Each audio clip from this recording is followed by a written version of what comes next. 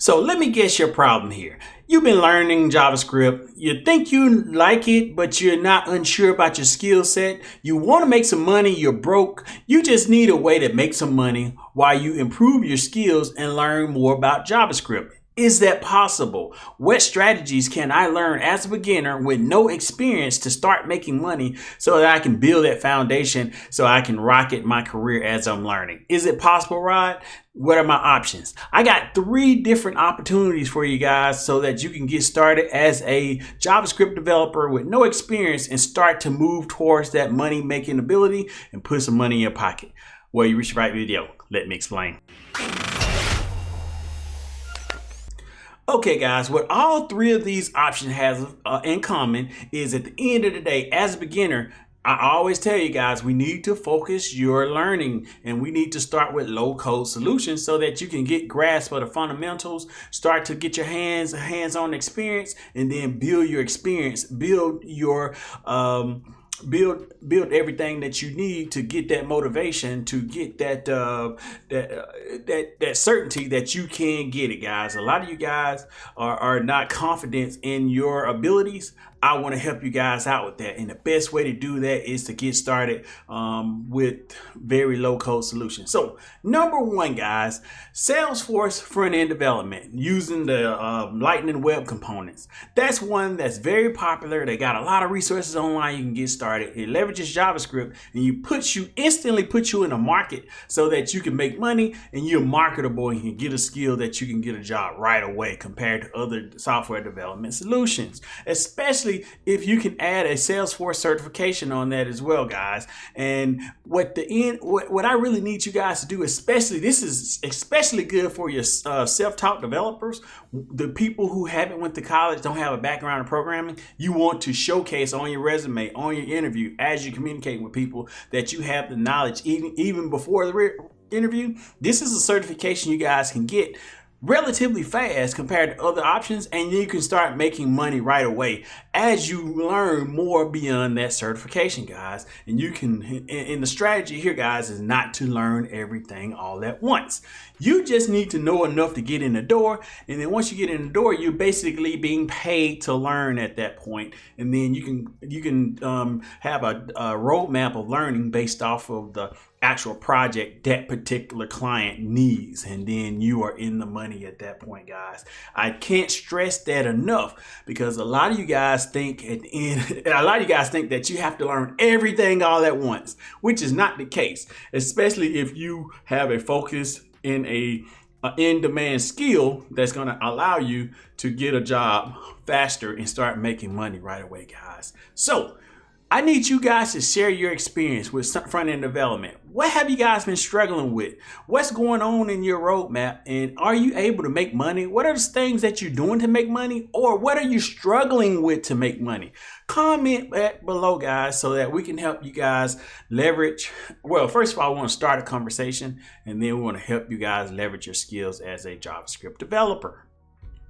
The number 2 option, guys, is WordPress themes and templates. I know this is an old school one. A lot of you guys probably aware of this. This is still a viable option if you market yourself correctly. A lot of you guys coming in just thinking it's GUI web interface, traditional front end development, but a lot of things you can do to really help optimize a WordPress template, make it go faster, the performance, make it snappy. And nowadays, a lot of them are already mobile friendly, as far as just if you use a tablet or a particular iOS or Android device. But there's a lot more functionality you can build in to actually make that a lot more seamless, as far as just making custom fields in location under certain circumstances and different use cases. That's an area alongside performance and reporting that a lot of front-end WordPress developers don't take advantage of on the front end. They always think, traditionally speaking, that's a back-end database development, which it still is. But again, we want you guys to start making that money. We want you to put you in a position so that you can outcompete other front-end developers who are just offering, hey, let me just style your CSS and that's it. Again, you're going to be doing some of that work too as well, but we want to also add value and solve problems that they have with their existing front-end systems. And this is a way so that you can actually get started, put yourself in a position to win. And one of the things that I talk about with JavaScript developers all the time is I'm gonna be frank with you guys. It is one of the more competitive areas in software development because it's the nice, sexy part, the visual part, the part that all the beginners like to do, and that's fine.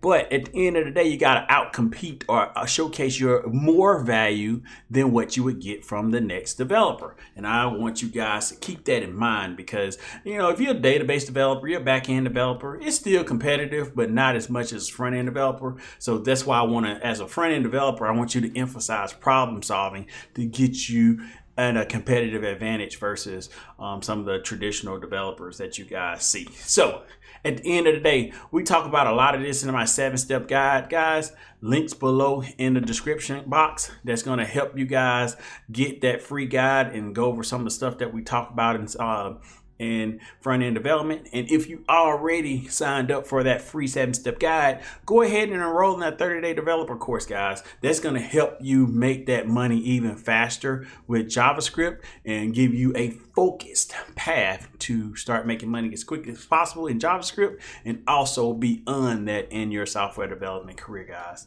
So go ahead, links in the description box for that. Last but not least, guys, is Google Analytics and dashboard work. Alongside of the first two that we talked about, a lot of websites looking for that particular analytical data, and they want to pass that data to their reports and their dashboards and be able to find out more events that's going on their actual website. With the event of the actual the new Google Analytics coming out, everybody don't know the new capabilities of Google Analytics. They're still using that old universal plugin. You guys got a lot of opportunity there with the new functionality, and you can get on the ground floor before all the other developers find this out, guys.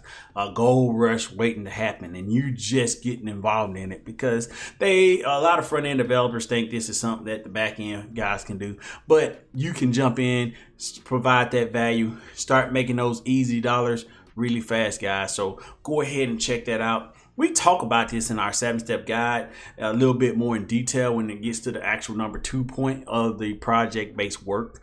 A lot of you guys may think that, hey, this is very technical. Not at all. You guys know I'm a huge fan of low-code solutions at the beginning and then expand from there so that you can understand the fundamentals, put yourself in a position to win, and just really kind of get confidence. I want to, it's just something about a beginner developer that I feel like once you get that confidence, you get a couple of projects under your belt, the sky's the limit. And that's the difference between the developer who quits and the developer who stays in the game and learn how to win. Both developers take those losses sometimes, but the one that try to take on too much too fast get knocked down before they even get started. I want you to actually grow, and then you may take a little dip, but you learn from that dip. You know why that dip happened, and now you coming back with a vengeance with more confidence and bigger, better projects. And then you can apply these fundamentals to different areas of development. And then that's why I tell you guys, don't be married to a particular platform. You want to specialize in a platform, but you want to also make sure you know the fundamentals of other platforms as well, so that you can kind of know, hey, even though I'm looking for a job in Salesforce, well, over here in SAP or Oracle, they have those same concepts. They just use it in a different application. Syntax may be a little bit different, but a developer who focuses on the problem solving ability can come in and learn it just like that. So if you haven't already, guys, got a lot of goodies in the description box, guys. Go check that out. That's 7-step guide and that enroll in that 30-day developer course, guys, if you haven't already. And like, subscribe to the content, guys. Want to make my channel grow. As I help you guys, you help the channel as well. So go ahead and do that for me. I'll put a link to the 7-step guide here on the screen. So if you haven't already, go check that out. I'll see you guys in the next video. Peace.